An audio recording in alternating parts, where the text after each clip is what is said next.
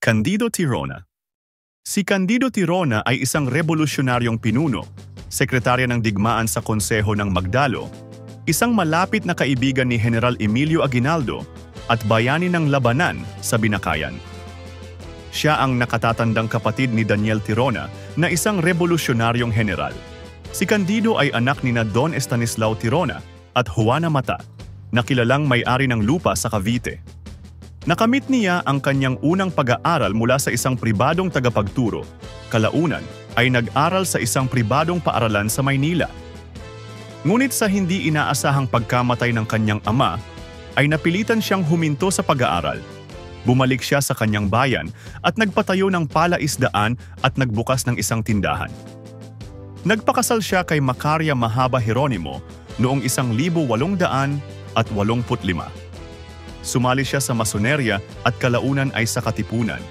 Nasa ilalim siya ng pangkat na Magdalo na pinamunuan ni Baldomero Aguinaldo. Noong Hulyo 1876, sinimulan niya ang pag-aalsa sa pamamagitan ng pagdisarma ng ilang mga gwardiya sibil sa bayan.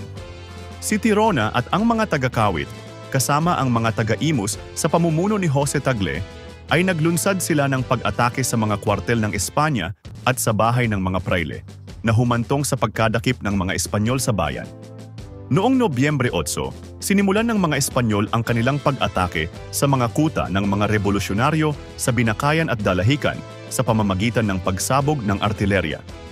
Pagkalipas ng isang araw, sumalakay ang mga sundalong Espanyol.